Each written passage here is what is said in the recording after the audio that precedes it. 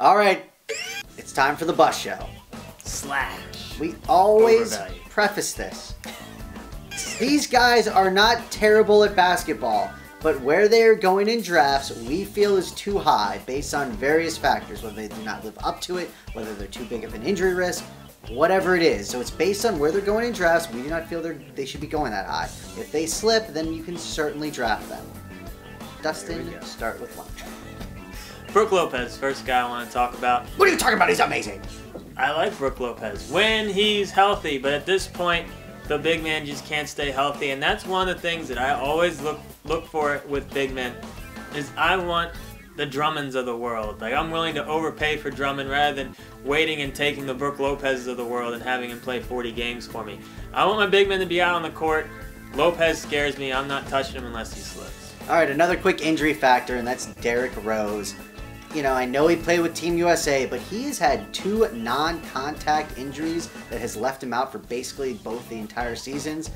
That's just scary. I understand that if he does play a full year, you're going to get a great value on him, but you know, I'd rather take a guy like Ty Lawson over him who doesn't have the same injuries and might get a little bit less points if they both play the whole year, and there's a good chance Derrick Rose unfortunately doesn't. Remember what happened to Brandon Roy after all these injuries?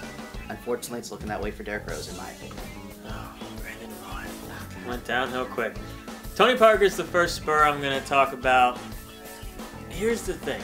You know, at best, he's only going to play probably 75 games. So with that being said, don't just look at averages. You got to think about totals too. And he's going to be going right around a guy at that point that has a huge upside, that might be a younger player that might play 82 games. So by the time you add up all the stats for all the games, I'd rather take the gamble on the younger guy with the upside that might play 82 games.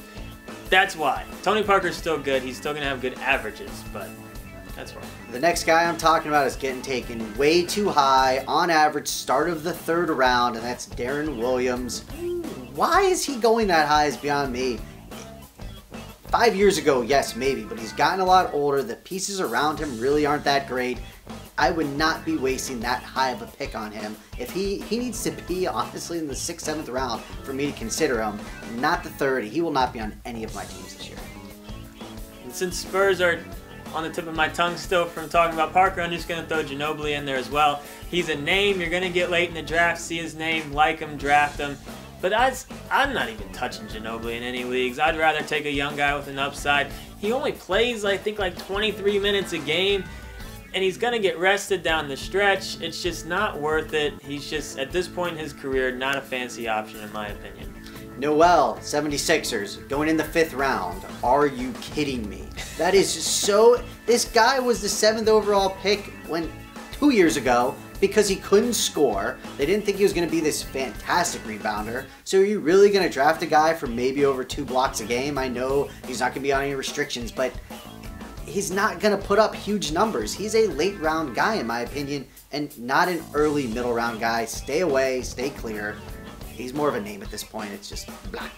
When we were doing our rankings, one of the most surprising players that we've seen ranked by other experts as far as the variation, but as far as how high he was getting ranked by some other experts, Kyle Korver. What? He's very good at what he does, but he's a specialist. I mean, it makes me wonder if they have a computer doing their rankings and they just put too much stock on Not 2 guys arguing for like 3.5 days. But his percentages are great. Turn the ball over, he makes a lot of threes. But that's all you're going to get out of him. He's a specialist. He's a 3-point specialist, and he should be drafted as such. No computers here. Next one's Isaiah Thomas. You know what? Good point. Another computer guy, because his stats last year were incredible. He was playing 35 minutes a game, 20 points, putting up huge numbers for the Kings. He's now with the Suns. There's Dragic and Bledsoe there. They're not going to start all 3 of them at the same time. Sure, he might be up for like kind of a 6-man of the year type of role, and he is a solid player, but again, this guy's going 4th, 5th round based on his stats from last year. He just does not have the same opportunity with the Suns.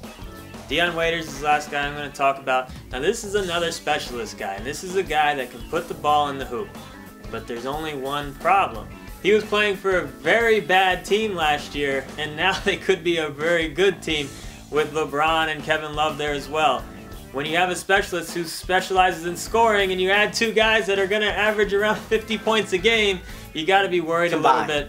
Combined.